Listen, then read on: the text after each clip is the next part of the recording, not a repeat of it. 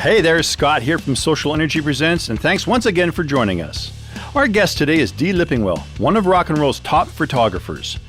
Dee has photographed some of the best artists in the world, including Aerosmith, David Bowie, Elton John, Tom Petty, and many, many others over her 50-year career. Dee has even photographed the Rolling Stones 7 times, and her photo catalog is a who's who of rock royalty. Dee won Canada's Famous Woman Award as the first woman in her field to earn this distinction, and at 75, she's not slowing down. And today, Dee joins us from her home in Surrey, British Columbia for an exciting and intimate look back at her career.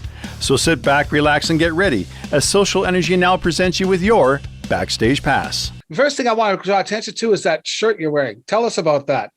These are my Rock Pockets shirts, business cards, right? I have a whole line: Tina, Freddie, Bowie, Robert Plant, Mick. Mick Jagger, not me. Yeah, well, yeah. I want the one that has me on it. Not, just. No problem. I have lots of pictures of you. I bet you do. I was just saying to the guys, and I was thinking this morning, I'm going, when did I first meet Dee? I remember where I first met you. It was at Lou Blair's refinery. I think you were shooting us for Music Express magazine. I think I was. And what band were you in then? I was a Shama. Oh, okay. Yeah. Oh, yes. And then, of course, we became closer when I was in Trauma because of, you were close with Tommy and Diane, his girlfriend at the time. Exactly. And all that stuff. So we became really good friends probably from 80, from 1980 on, 81, pardon me. But yeah, I met you before that, I think. Before that. Yeah, I think it was before that. It was it was in the 70s. It was 78. It was 78. I remember that because I moved to BC in November of 78, and that would have been when Lou Blair was managing Shama for a real brief period before Bruce Allen picked us up. And so he had us in the refinery. We were doing some sort of thing for Music Week or something, because we were just there for the one night. I remember that. Okay, well, that's too far back for me to remember. Yeah, I remember you were the first photographer I ever had. First of all, you were the first real rock professional photographer that I'd ever had. And how, when I would, because you try not to look at the camera as much as you can, but they are there. And I remember when I did look at you, and you would look up at me and smile and give me like a thumbs up. It really made me feel good about what I was doing. And so, and then, if I look at you, you'd give me like, that was great. You know what I mean? And it was like, I was going, wow, it really felt good. You had a way of really putting me at ease in front of a camera. Well, maybe that's why so many artists react to me down in the photo pit. I don't know why. Maybe. Well, because I'm enjoying. If I enjoy it, I'm giving you the thumbs up, right? Yeah. I mean, hey, well, Music Express, they were the people who got me my start, actually. Well, the Georgia Strait, and then from the Georgia Strait, then Music Express. So, well, let's start at the beginning. Where were you born? Vancouver. You were born in Vancouver. I was born in Vancouver. One of the few, I think. And when did you take up photography? Was it something you started when I was 5? When you were 5? Seriously? Yeah, seriously. When I was 5, my grandfather taught me on his box camera. Wow. And one of the pictures that I had taken, it had something to do with a cat and her kittens giving birth, or the kittens there, her licking them or whatever. And apparently I took this picture. I don't remember. And my grandfather put it in a contest that was in the local paper. And I won like a box around me. Oh, so nice. I won a camera when I was 5, right? But it seemed like I always had Instamatics or something in my hand, right? If I was at a wedding or something, everybody would give me their camera. So I'd have 5 or 6 cameras hanging off my arms, right? Yeah. Because my pictures were the only pictures that turned out. I mean, my mother was famous for cutting off heads. Totally. Yeah, I'm good at that with Zoom. But when it's sort of like it was always in my life, but like photography, but it didn't really take hold until I was in my late 20s.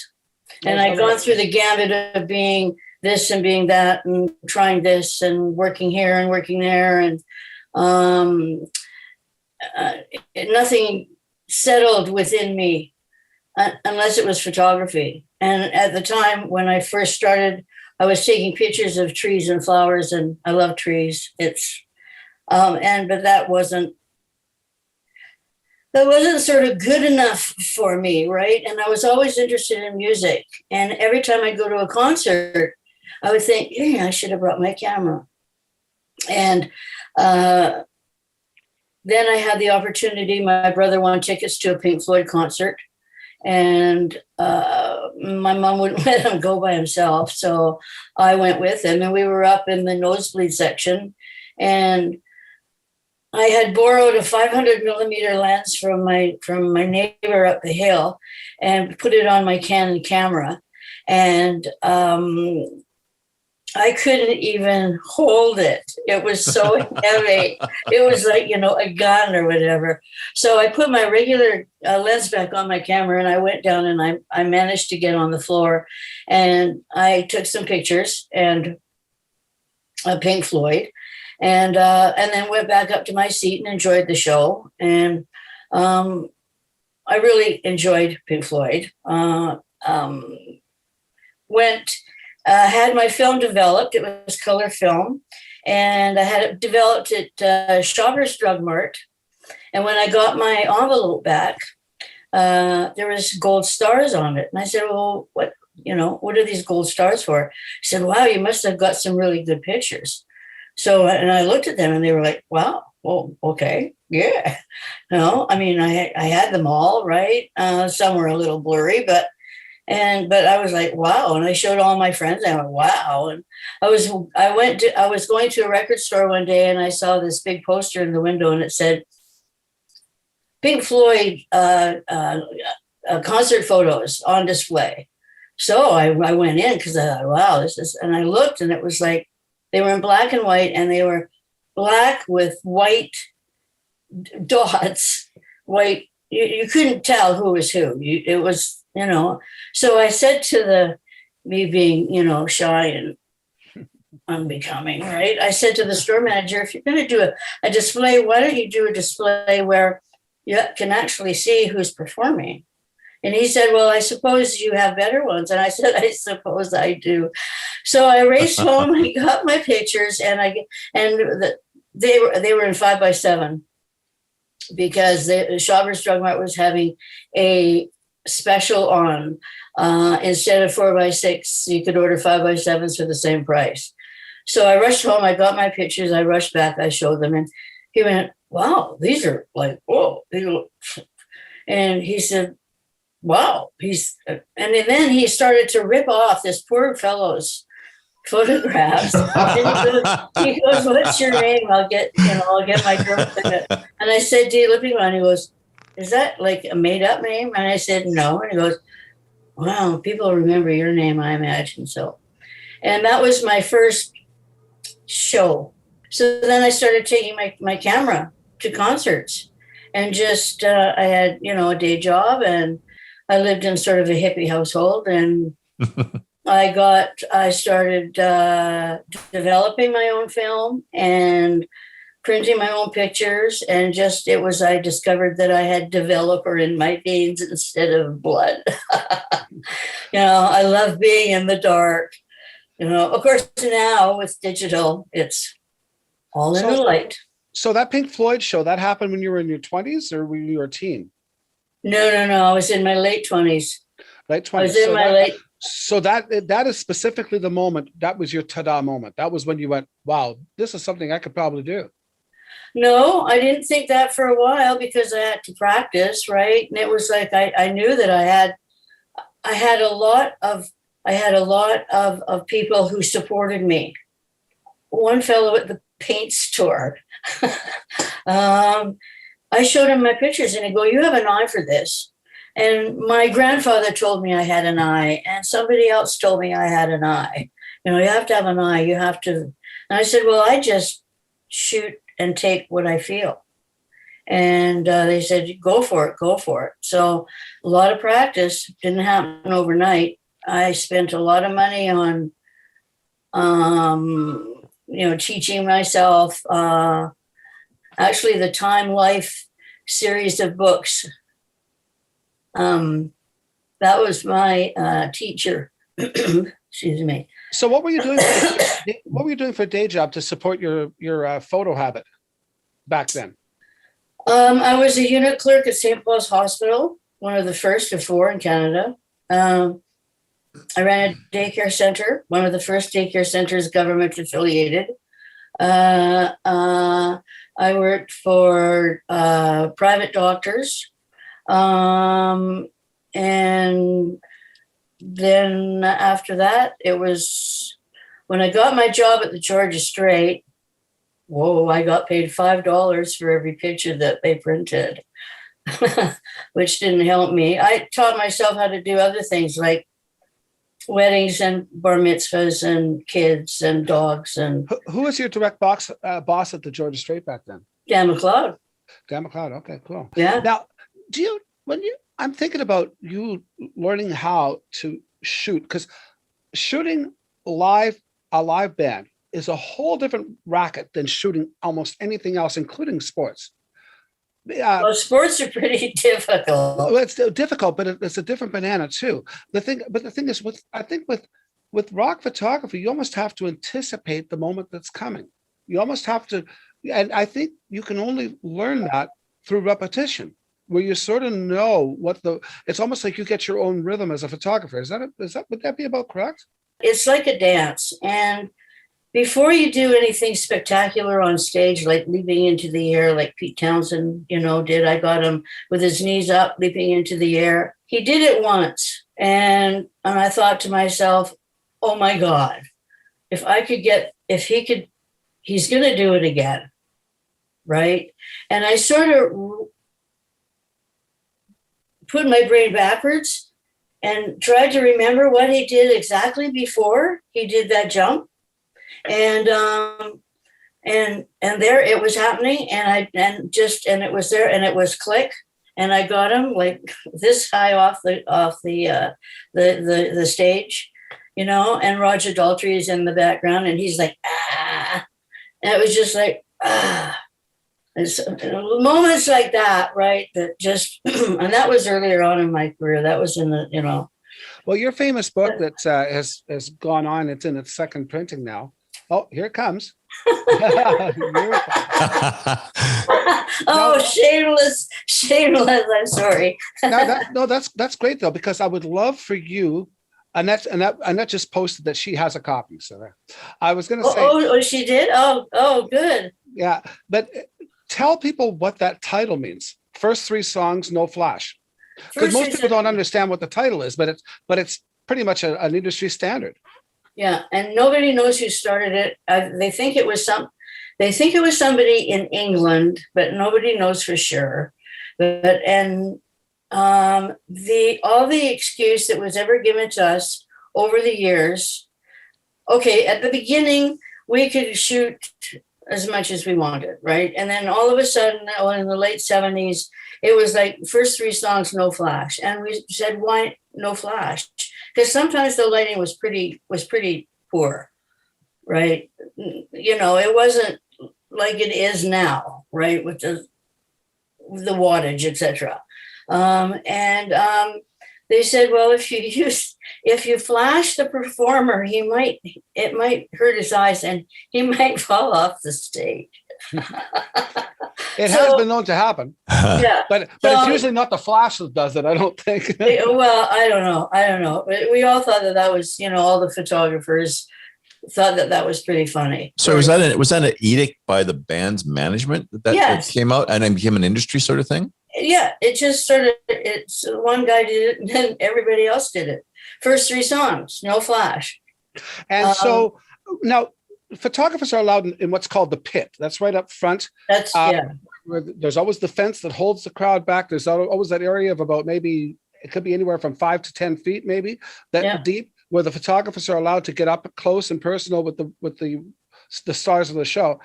And you're only allowed to be in there for, like you say, First 3 songs. First 3 songs. And how does one get to a level where they're allowed to be in that pit? Well, you have to be affiliated with a newspaper, magazine, Yeah, you have to be affiliated with somebody who's going to actually print that picture. So when you first started at Georgia Strait, that was your press pass to get into these shows up front, correct? Yeah. Okay. And then from the Georgia Strait, I guess you had enough success that Keith Sharp, who was the managing editor of Music Express magazine, and still is. Yeah. I think it's still kind of going online. It's online, yeah. Yeah. And he must have approached you thinking, well, this girl's got a talent here. He approached me. He came out to Vancouver. He asked me to show my portfolio, right? Which, was like, oh, okay, well, okay, no problem. I came out here. Keith is a weird guy. I was sort of hesitant to be affiliated with a newspaper that was in Calgary, but I thought, well, there was not going to be any. The Georgia Strait wouldn't care, and they didn't care. But it was actually Connie Coons, Keith's partner, who talked me into it and got me out to Calgary. And probably that's when I shot you. Yeah. So now, because if I met you in 78, when did you start with Music Express? Would that have been around 76, 77 in there? Oh, God. I think so, yeah. Yeah, because it wasn't. I know Music Express magazine. I think it started around. I don't know when it started, but I remember it was quite popular in '76, and I remember we used to look at it because it was basically Canada's Rolling Stone magazine. Yeah, and the only time a band would get the cover is if they were like either a huge Canadian band or international stars. And the only time they would get an article done on them was if they had a record contract. Yeah. Shamma got a full-page article by Keith Sharp in Music Express magazine. And here's the God's honest truth about that. Yes, Shamma was a good band, and it had a lot of good things going for it. However, the night that he came to see us, we had talked him into coming to see us and gave him a bar tab. At the same time, he had a huge crush on my wife, Joanne, at the time. And I really think that we got that full page ad because of his crush on Joanne. I swear to God that helped. I don't doubt it. I don't doubt it. I'll have to do an interview with Keith and find out the truth. See if he remembers that. He may not even remember at this point, but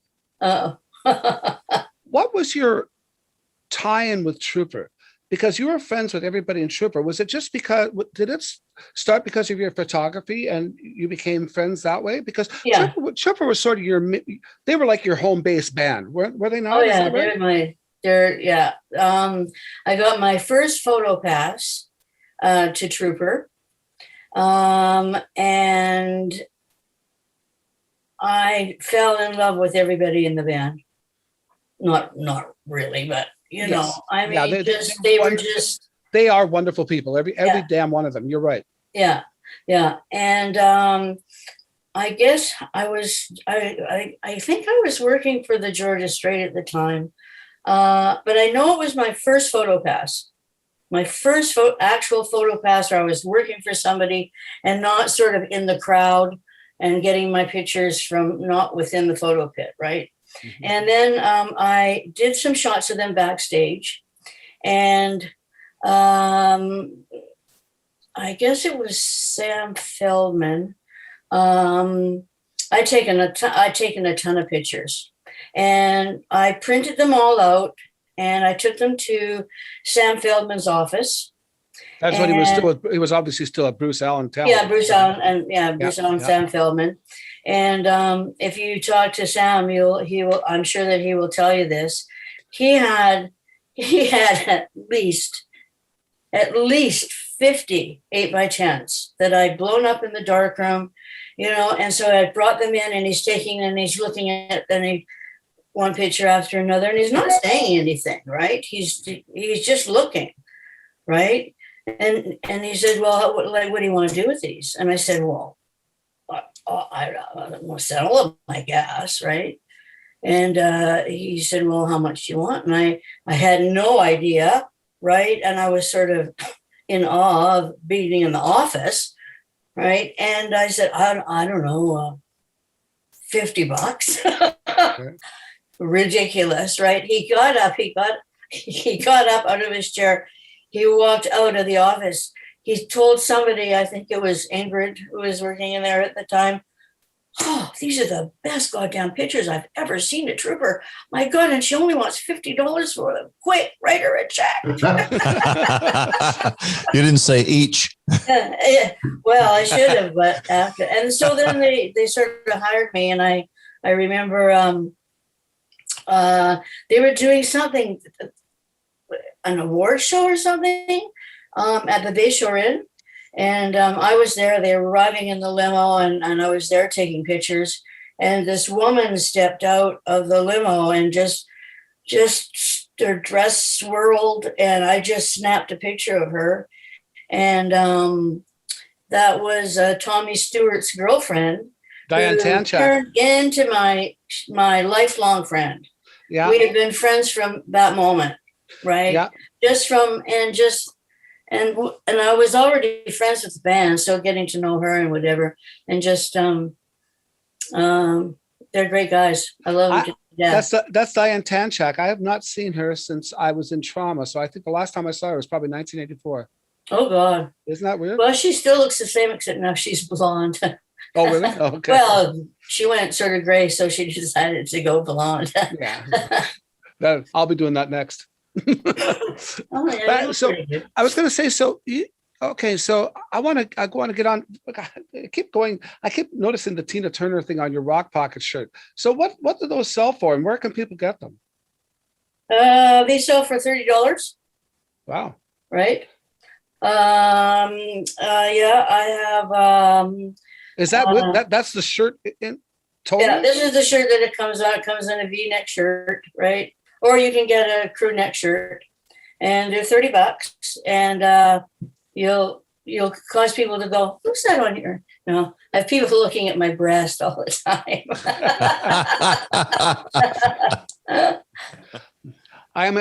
That would be $30 Canadian.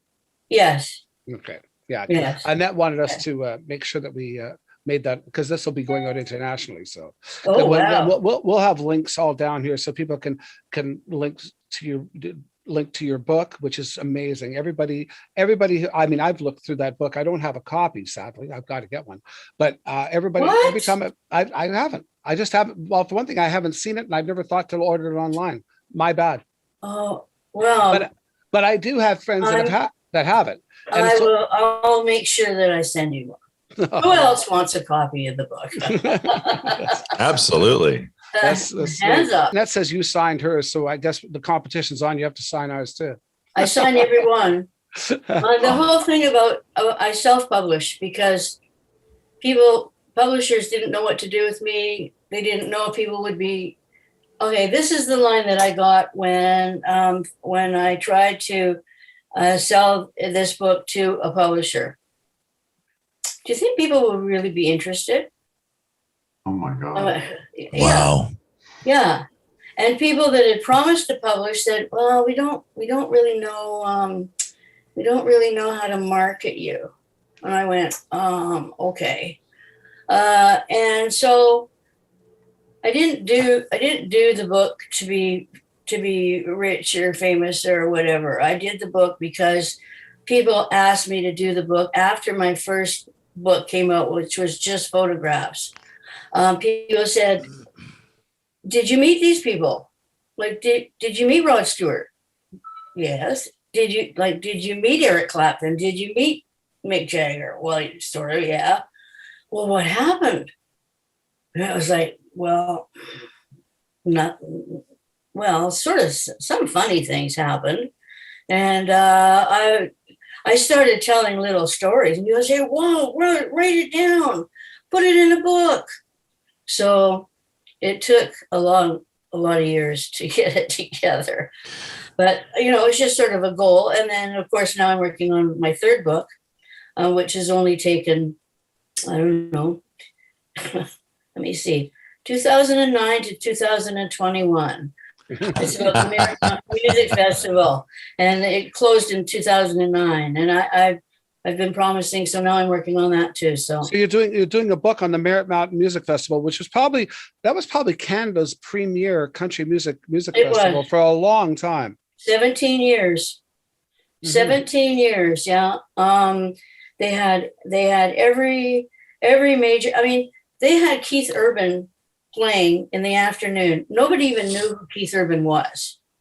Right. Wow. Early Dixie Chicks. I mean, they had Johnny Cash, George Canyon, Pam Tillis, Loretta Lynn. Oh God, the list is horrendous. I should know. I've spent the last 6 months going through thousands and thousands of pictures, because for 17 years, myself and my husband were the staff photographers. So we shot everything. We shot the beer gardens. We shot, I shot you, Mick, on the beer garden stage numerous times, right?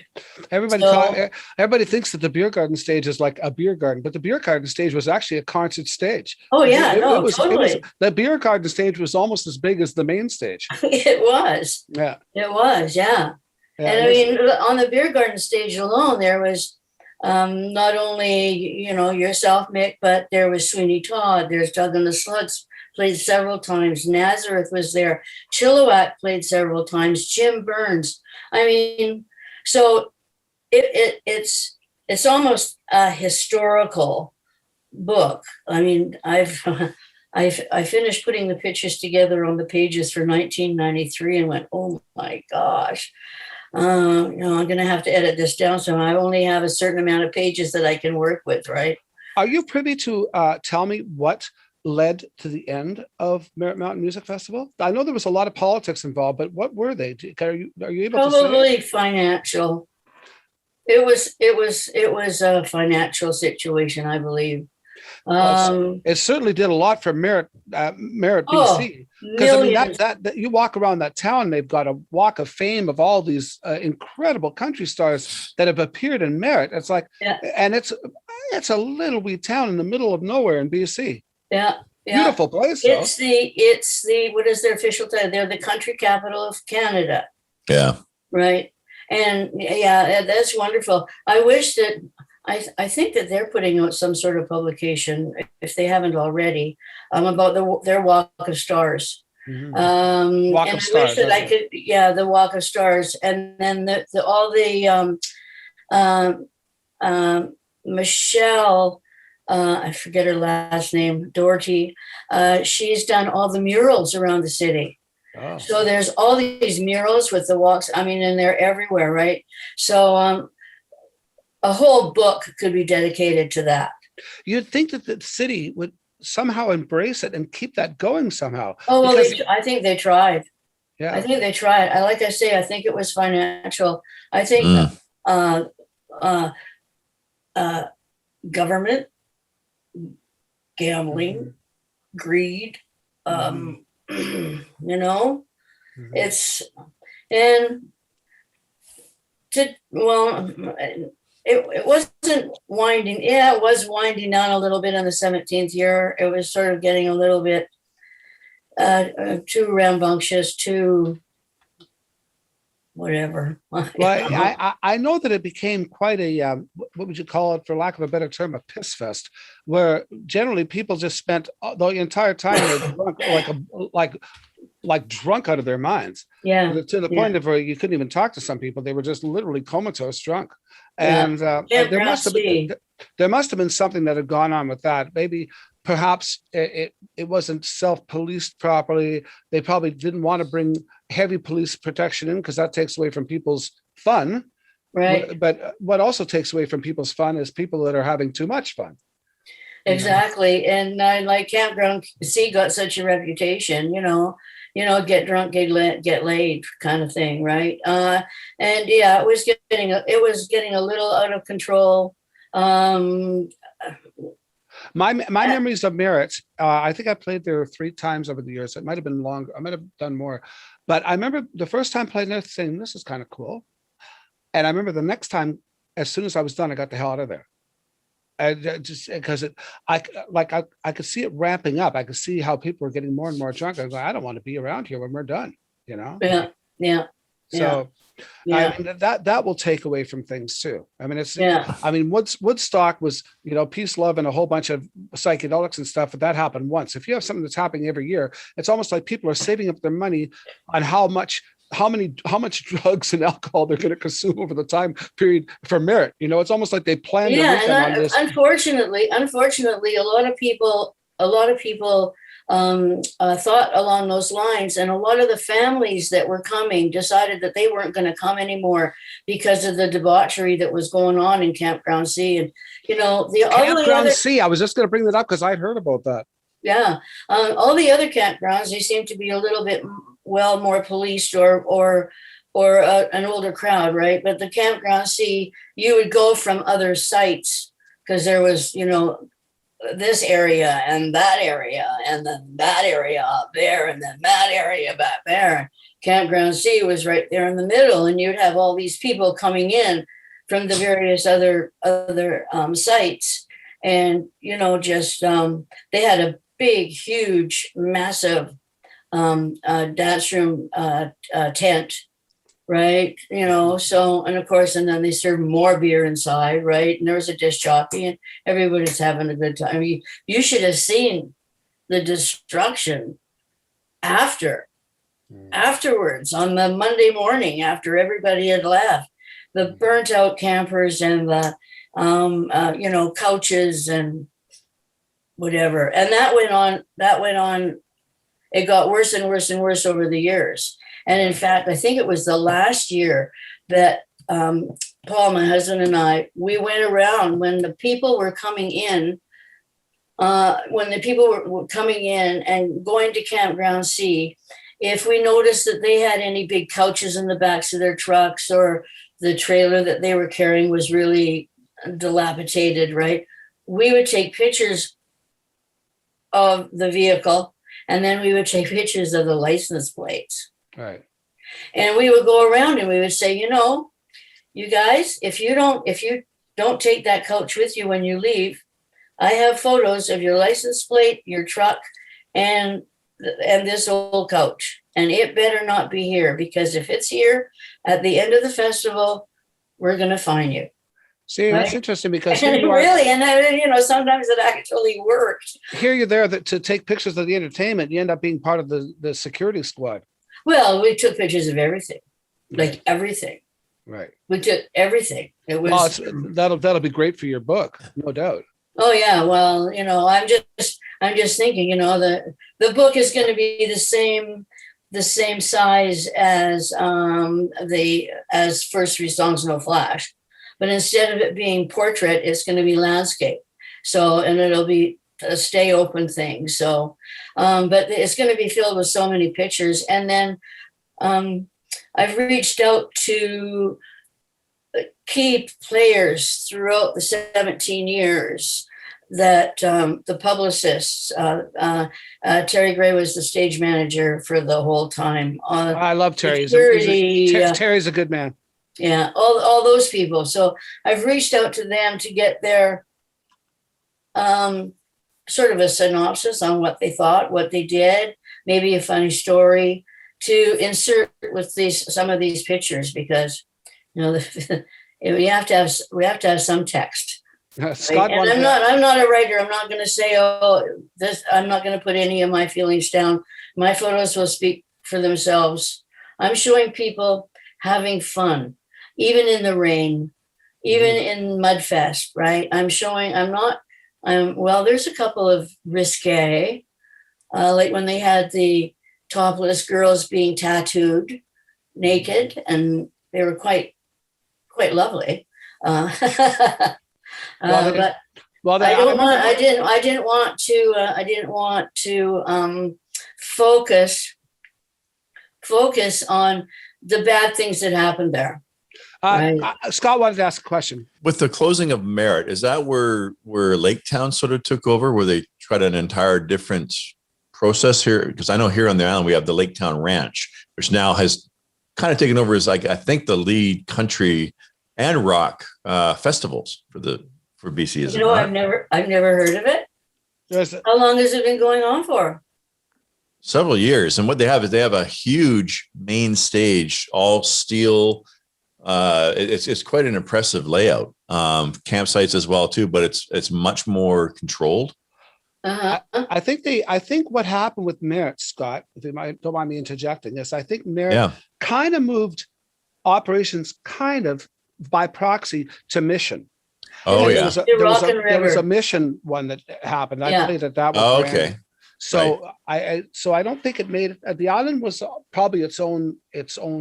So I know Rock and River Fest, it was called in Mission. Yeah. So I know we have the Sun Fest is the one they hold here, and they have again Keith Urban's and all that. Oh yeah. That quality, yeah. I've heard of the Sunfest. Yeah. Went to Rock and River. Kenny Hess, who played at Merritt every year. I guess he sort of took over the Rock and River with several of his partners. And that flourished for a couple of years until then the Mission Racetrack Association or whatever, I guess something happened with them, and then it moved to Merritt, which I don't think you can't redo a good thing that happened. Yeah. Annette popped in here on some text, and she had said that regarding the Merritt Mountain Music Festival, that low ticket sales, financial, too much festival competition, the US dollar, and lack of bigger sponsor money is what happened. I think that's her take on it. So, and she also said that there's a new thing called Gone Country in Langley, which is quite large as well. Getting back to this, so your book. When is this Merritt book going to be coming out? Hopefully by November, so I can get it out for Christmas. Okay. And being self-published, I have a really good printer. It's digitally done. We're not printing. We're not going to initially print 1,000 or 2,000 or 10,000 books, right? We're gonna do a slow run to see how they do. And I've already had lots of response from different organizations, different interview people saying, well, when it comes out, we're interested because it's a historical thing, right? Mm-hmm. So, just like my book, they would say, well, when did you put that book out? And I go, oh, gosh, I don't know, 5 or 6 years ago now. And they go, oh. I said, well, it's timeless. Yes. The book is timeless. Of course. And now I'm getting a whole new generation of people that are interested in the musicians that I have in my book, right? Right. I know. So in my rock and roll book. That era never goes away. Annette MacArthur, our girl here that she's in charge of all of our marketing, etc. She not only does she know festivals very well, she also knows book publishing quite well. That's some of her background. So it's kind of an interesting little segue. Now, because with you publishing the book on your own, so is your distributorship mainly online? Is there online? And yes, so it's hopefully we're getting First Three Songs No Flash put up on Amazon soon, and hopefully we'll be able to put the other one up there too. So, but right now it will be going out to BC Country Music Association. I'll be doing advertising, letting people know, doing social media, and doing everything that I can to self-promote it. Well, there's going to be a lot of people that'll want to look through that book to see if somehow there's a picture of them in there. Exactly. We were thinking, well, years ago when John McLaughlin, who was there every year, he was working for the province, mm-hmm. right? He's going to be writing some of the text, the intro, and some of his stories as well. Charles was bringing up a fact about you working with Bob Geldof at the Georgia Strait as well that we've never even touched on.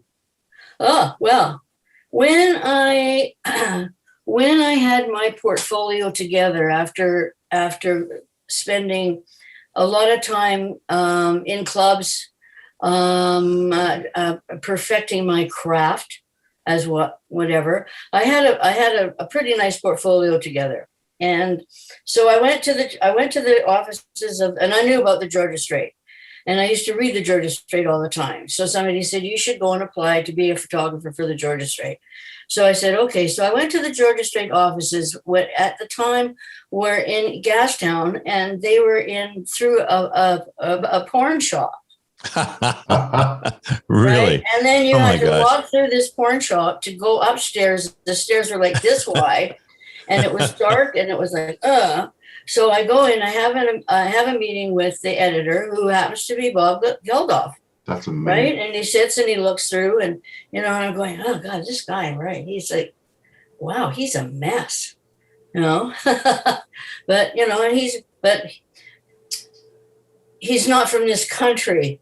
So he has this wonderful accent. So it's like, oh yes. Bob says to me, well, I can see that you have some talent, but you can't just work here and be a photographer who goes and does the concerts, right? And you have to be serious. You have to know other things, right? So he said, so go practice. Show me something else. Show me a picture of a dancer. Show me a picture of a poet, or show me a picture of an author. Show me a picture of a boxer. So I went, okay. So I did. I kept sort of going out and taking different pictures of different people in different situations. And this went on for a couple of months at least. And he would send me away, go, I like this one. Oh, I like this one too. This one's shit. I don't like this one at all. Right. So he was sort of not a mentor, but, I really appreciated his critiquing. And so I remember the last time that I saw him, I was sitting in his office, and he goes, well, I think you've come far. He said, I have a shoot next week. He said, but I don't know yet if I'm going to send you. But I think we can start using you. And I said, so do I get my name on the masthead?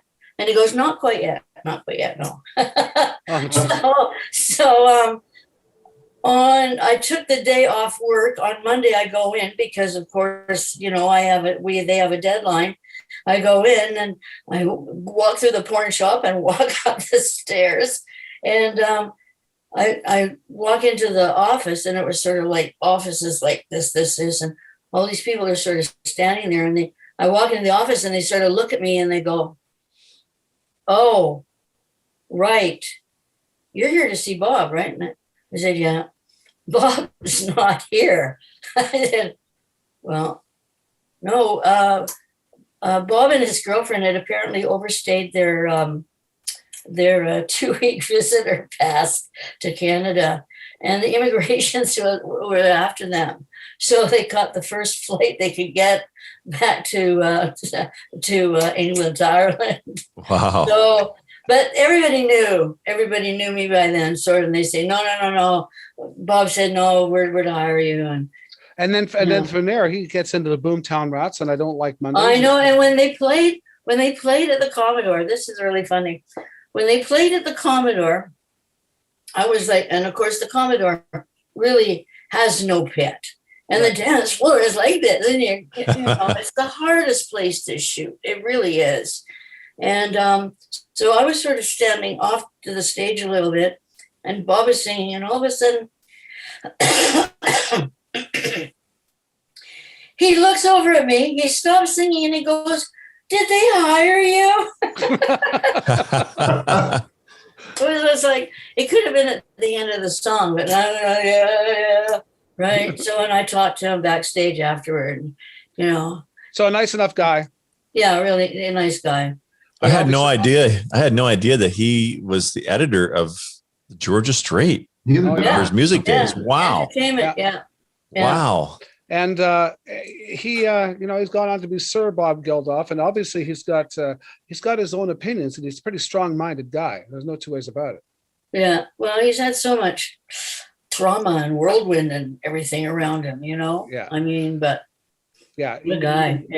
Even the controversy with the Africa fundraiser. The Live Aid. Live Aid. Yeah. There's been a lot of controversy. I don't need to go into at this point, but it's a lot of it good, but some of it bad, because you're always going to hear some bad news about that stuff. But there was a question that was posed for you, if you don't mind me asking, and one of them is, which artists have reached out to you over the years to thank you for your work? And have the artists ordered copies of pictures, maybe used them in album artwork that you weren't expecting, all that sort of stuff? Yes. I probably could count on my hands the amount of artists that have actually called. I've had lots of interaction with management, et cetera, right? Which is as good as right. Yeah, they have their people. They have their people, but Tina Turner is a special lady. She requested me twice for her book tour and for her album release that she just did. Media here in town, right? So that was cool. Let me see. Tom Petty. The first time that I shot Tom Petty, I was working for the Georgia Strait, and he was staying at the Bayshore, and it was his first or second time playing in Vancouver. I think it was his first time. I always arrive early, and there was supposed to be the Sun, the Province, the West Ender, all the little local rags were going to do a photo shoot with Tom Petty, and they'd scheduled all the live interviews, the TV and the radio interviews. So the photographers were last, and so I get there. I'm about half hour early, and for some unknown reason, all the interviews have stopped. I've finished, right? So I'm sitting there, and the guy comes up and he goes, "Well, photographers?" And I go, "Yes, that's me." And he goes, "Well, where are the rest of the photographers?" And I said, "Well, they're not supposed to be here for another like 20 minutes. And he goes, "Well, we moved everything up, so they're not here. So it's you. So there you go. Get in there with Tom." Wow. Right. So I get into this room, right? And Tom says, "Well, where's the rest of them?" And I go, "Well, the time got moved up." And he goes, so, wow. Okay. And so he's sitting there and he goes, "Well, what do you want me to do?" And I went, "Well, I have no idea, because usually I have the other photographers when I'm doing something like that, and they're all saying, 'Tom, look here, Tom, look there,' whatever." So it's like, you sort of get different expressions that the artist is putting forth to different photographers. But when it's a one-on-one situation, it's, So I said, "Tom, look at the hand. Look at the hand. help me." So he puts his feet up on the desk, and he's got these cowboy boots on. He's got holes in his cowboy boots, right? And there's a rose in a vase, and he takes the rose out of the vase, and he just sort of holds it up, right? And he's got these cowboy boots with holes. So I just like click, click, click, and he started to laugh, and and we had a little chat, and then the guy came in, and it was like, he said, "You done?" I said, "Yeah, I guess so." It was like, whoa, okay. Then from that tour, when I sent the pictures to the management, because management gave me a card. I always asked for a management card, and I would send pictures out all the time. I must have spent thousands of dollars sending pictures to management.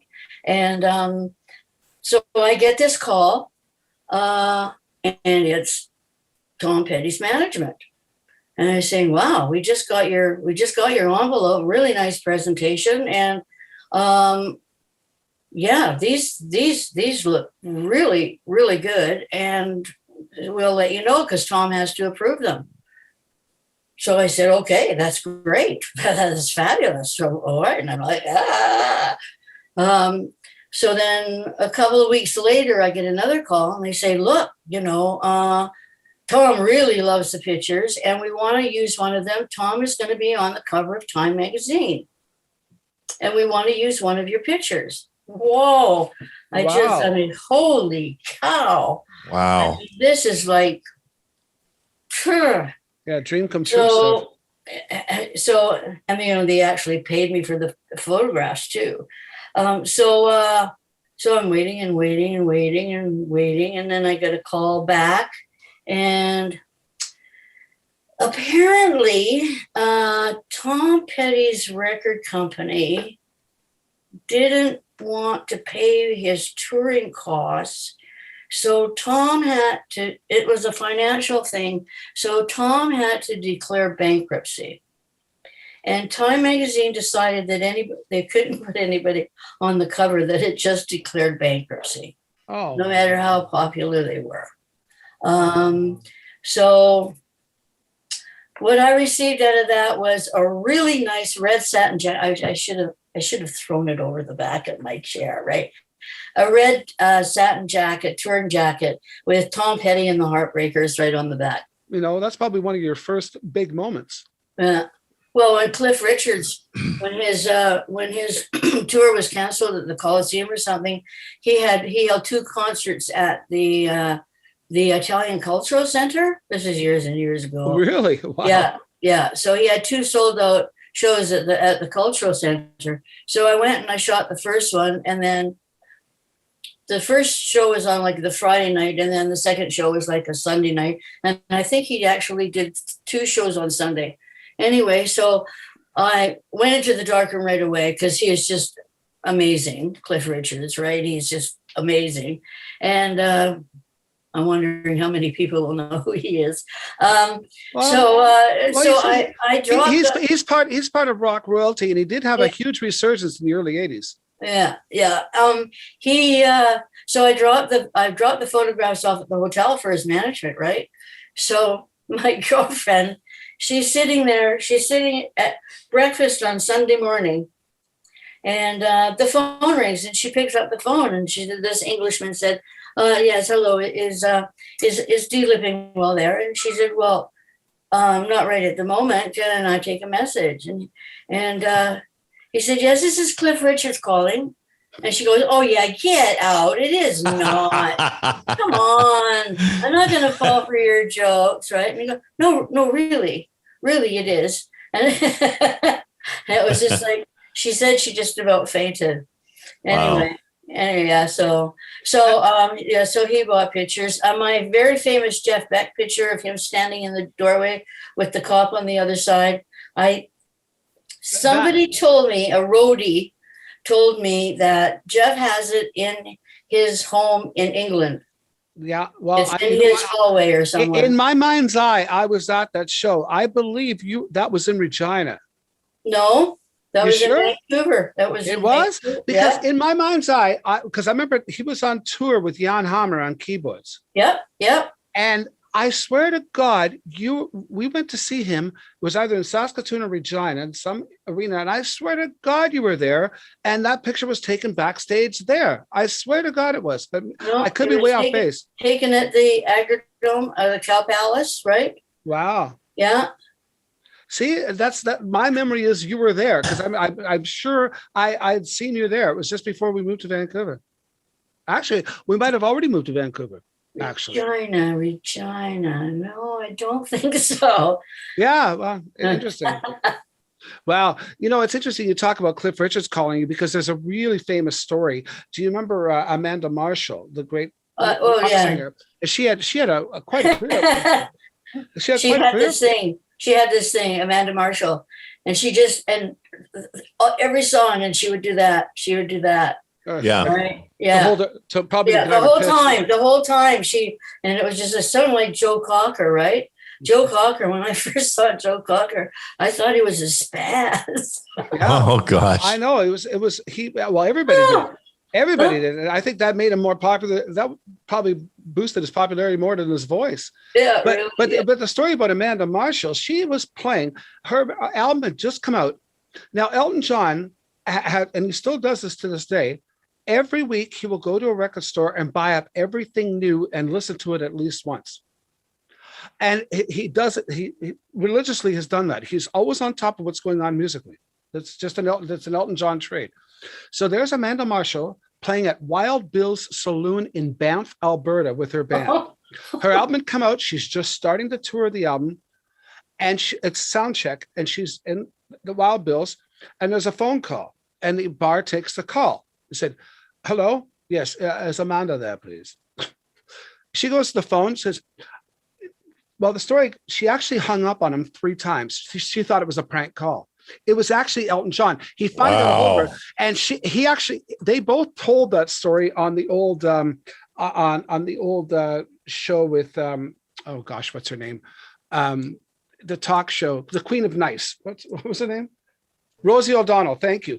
Yep. They were both on the Rosie O'Donnell show, and they both told their side of that story. It's a very true story. Elton John did call Wild Bill's Saloon in Banff to tell Amanda Marshall how great her album was, and this is the song she released next as her single. And she hung up on him 3 times, and it wasn't until the 4th call when she actually took the call and went, "Oh my God, it really is him." But that's the kind of guy he is. Elton John's got his thing about him sometimes where he can be a bit uppity, but he's also an incredibly supportive person with people. Like if you've got talent, he's there for you. Well, I was a little bit upset with Elton John when they did the movie, and they didn't credit Long John Baldry with where he got the John of his name, and they credit it to John Lennon instead of Long John Baldry. Yeah, I agree. And I know that there was a lot of people, including Rod Stewart, that were really up in arms about that. Yeah, that was I saw that. So shame on Elton. Yeah, first of all, I didn't like the movie. Second of all, I thought that was a total because I knew Long John as well, and he was a wonderful guy.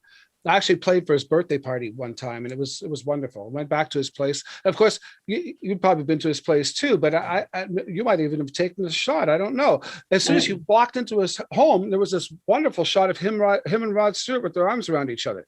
Yeah, I didn't take the shot. No. Oh, that was taken by Britt Eklund. Oh, yeah. Wow. Yeah. Imagine that. Yeah. This Well, everybody thought "You're in My Heart, You're in My Soul" was written about her, and it wasn't. It was about his soccer team. Everybody thought it was about her. There's only one line about her: a big bosom lady with a Dutch accent who tried to change my point of view. That's the only line that's about her in the whole song. The rest of it's all about his football team. But anyway, there's a. I remember. I want to go back to your career in Vancouver a bit with now. I remember the only name that sort of comes to mind. There was other photographers in the business, but there was oh God, and I had his name. I was thinking about it before. I should have written it down. That's why I have my pen. But he did all the rock albums, including Cuts Like a Knife, all that stuff. He did the artwork for James O'Meara, thank you. I had it on the tip of my tongue. Now, did you ever work in conjunction with James, or did he always do his own photography? He always did his own photography. And no, I never worked with him. We were sort of not, well, we're not in competition because he had that all locked down, right? Yeah, well, he was a studio guy, and you were the live girl. Yeah. Essentially, exactly. You get a reputation for doing live stuff, and people don't believe that you can do studio stuff, right? Yeah. So, well, I was just wondering if had he maybe done an album cover where he needed some live shots to supplement the. No, he always did his own. He always did. I walked into James O'Meara's studio one day, and I guess I was working with Trooper or whatever, and he had what would you call them? Architects trays, really skinny like this, right? And he had a whole cabinet. So there's maybe 24 of these drawers, these really skinny drawers that you could pull out. And then he had captions on everyone. Scenes from a mountain, like all different things, kids, children, all different categories. And what he did was, from the European magazines, he would get all the European magazines, and everybody knew that Europe was so far ahead, like fashion wise and music wise and architectural wise and whatever. Yeah. So he would get all those, and he would cut out the pictures of the magazine, and he had drawers that would show him samples of whatever, that he would require, which I thought was pretty smart, right? Yeah. Well, it's not copying, but it's actually copying somebody else's idea. Well, yeah, emulation. I mean, and it's the biggest form of flattery as well. Not to mention the fact, why blaze a brand new trail when that trail has already proven itself, and you can go, if I just put my own spin on this is. He did some wonderful layouts for the meadow leather, with the guy with the helicopter hovering and the grass growing and the guy in the leather jacket, right? Like jumping out like a sort of a James Bond kind of thing. Wow. He got a lot of really great ideas, but he did all the covers. The only cover that I did was for Doug and the Slugs. Well, not the only cover, but was for Doug and the Slugs. And Doug had this idea. I had a studio at 2nd and Burrard, and we had a huge coved wall and all the lighting, etc. So Doug had this idea of the front of the cover would be all the guys walking towards the camera, and the back of the cover would be the back shot, right, of them walking away.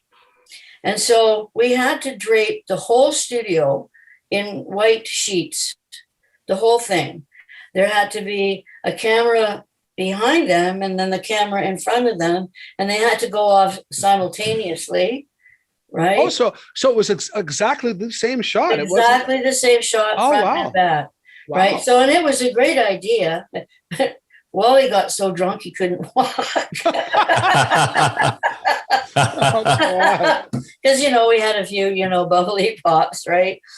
So we had to, it took 2 days to do the shoot, right? There's a second day, no drinking allowed. But for some unknown reason, I don't know whether it was the record company or who it was, didn't like the idea.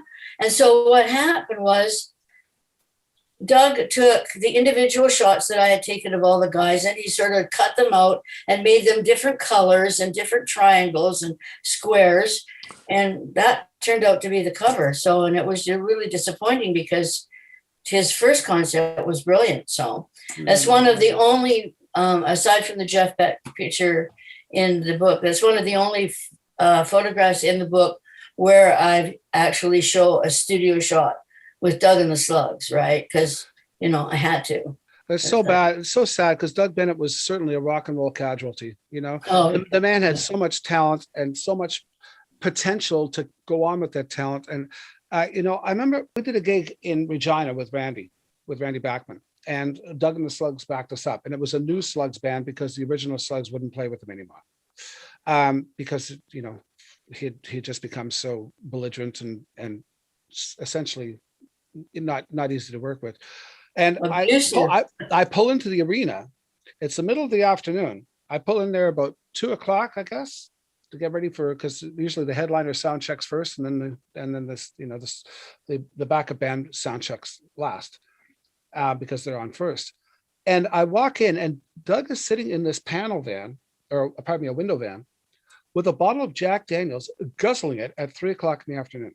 And I'm going, holy smokes. And I'm going, it was really sad. That night, as we're in the back dressing room, it's a hockey arena. So, you can hear everything going on, echoing around. And there's Doug Bennett talking to the audience in Regina about how awful it is to be playing in Regina, how he thought he'd never have to go through this bullshit again, how Regina was just the worst town on earth, blah, blah, blah, blah, blah. And Randy is looking at us going, what is this guy doing? Right? So it went on and on and on. And so they were essentially, they made it through the set, but you could tell he was just getting progressively harder to understand. And we went on. All Randy had to do was say, hey, it's great to be in Regina, the place where I wrote These Eyes. Wow! And right away we had him eating out of our hands because he had just insulted that audience for the full 90-minute set. Wow. Hour set, pardon me. Wow. Unbelievable. But and of course, it wasn't long after that I heard he'd passed away, and he was staying at the Well, he Balmoral drank Hotel. himself to death. Mhm. He had health issues, and instead of not drinking, he drank himself to death. Yeah, well, I think most of the people, like everybody, they were just so angry with him, Mhm. right? I mean, it's such a waste, such a waste. But yeah, and I guess he was living at the El Dorado Hotel there on Kingsway in Burnaby, I think. yeah, right. Yeah, sad. Anyway, so tell me some of the backstories of being in the pit with the rock photography business. There's no doubt. I think Charles even brought it up at one point where you've been kicked and bruised and everything else, having to deal with fans. I mean, it must be a hell out there sometimes trying to get pictures.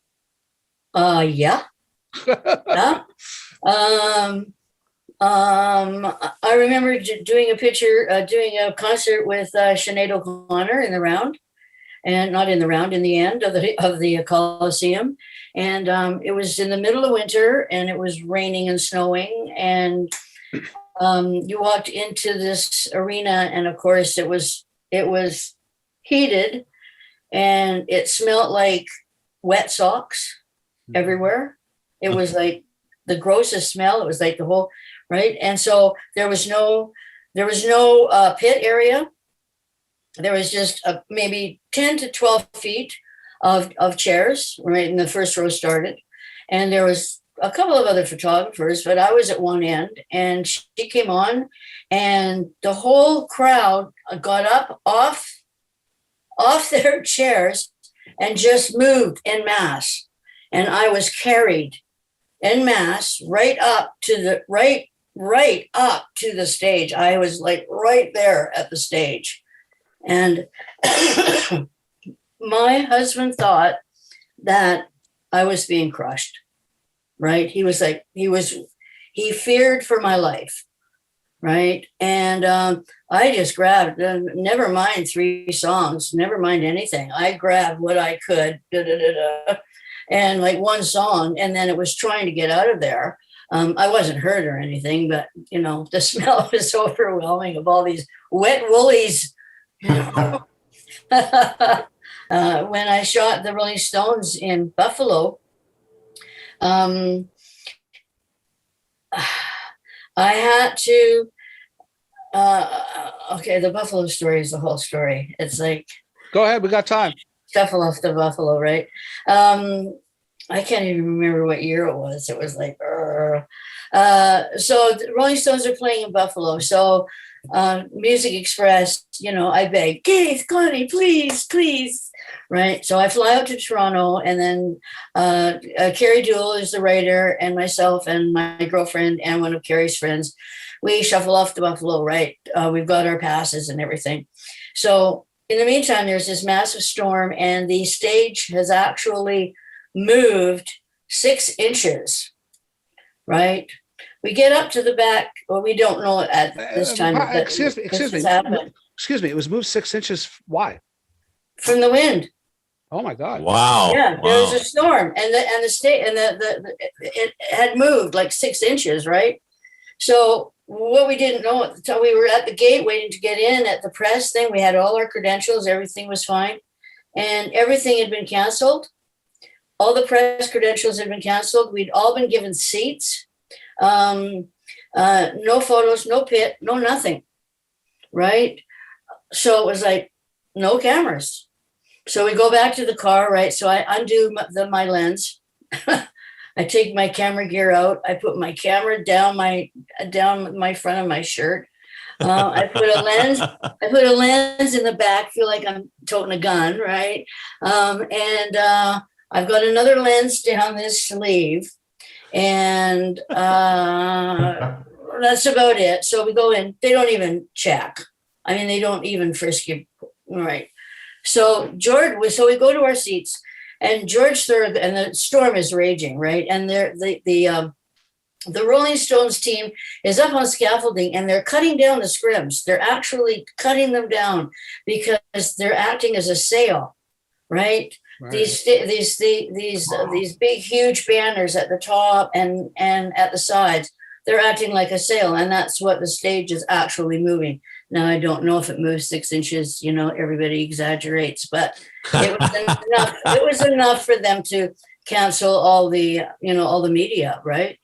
So George Thorogood comes out on stage, and he's wearing this yellow slicker, and it's pouring with rain, right? And he's playing an electric guitar. It's like, I'm going, oh my God, he's going to electrocute himself. Yeah. Well,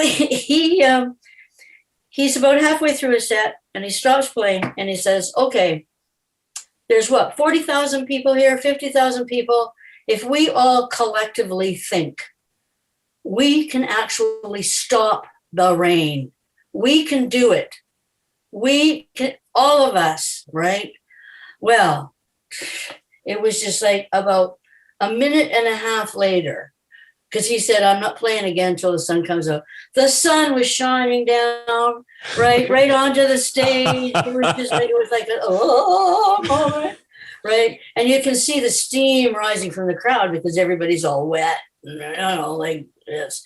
So he goes off, I managed during the break to make my way down to the front of the stage with all my equipment. So as I'm going there, I'm putting it all together. And of course, the stage is about 12 feet high.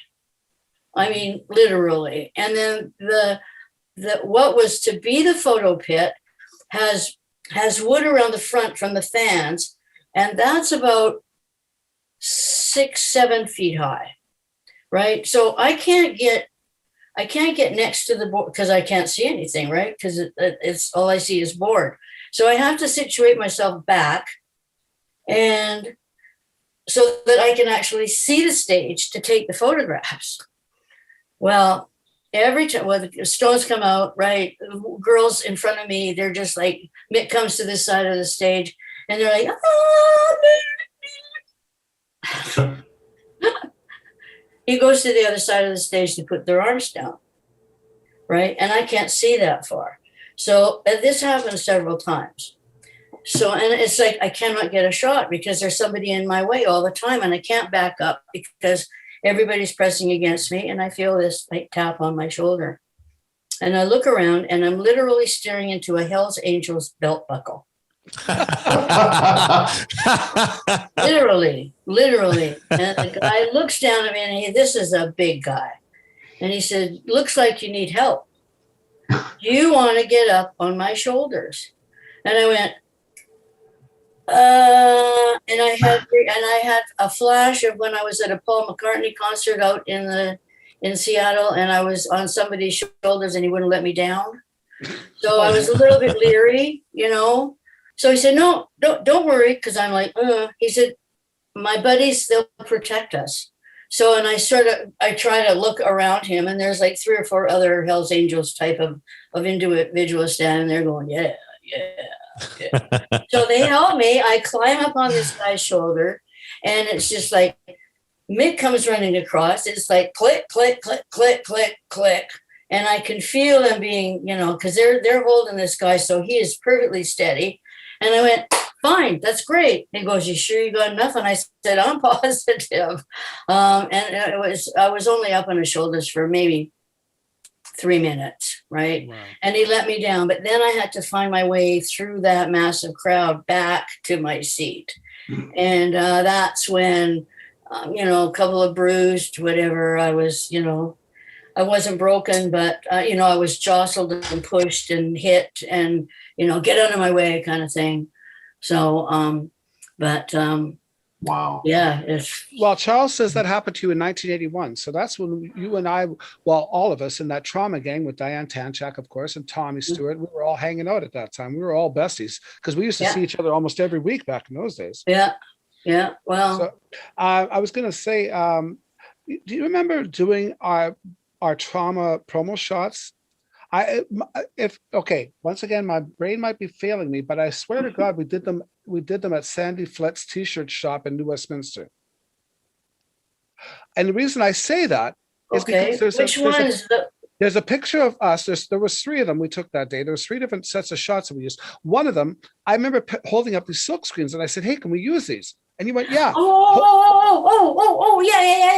Yeah. Yeah, and The frames. Yeah, Yeah. And it was a really clever little shot the way that turned out. It was just because one of those things.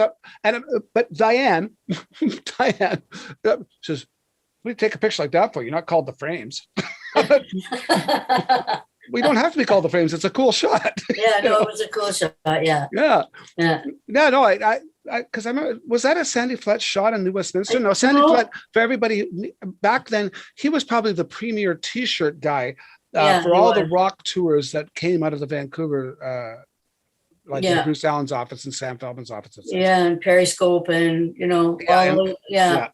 with Craig and all that. Craig's got a great Facebook site. It's fantastic. Yes, I've been on it. I've been in it. I've been on it. Everybody's on that site. It's a fantastic site. If you ever, what's it called? The Vancouver Rock from the 60s to the 80s or something. Yeah.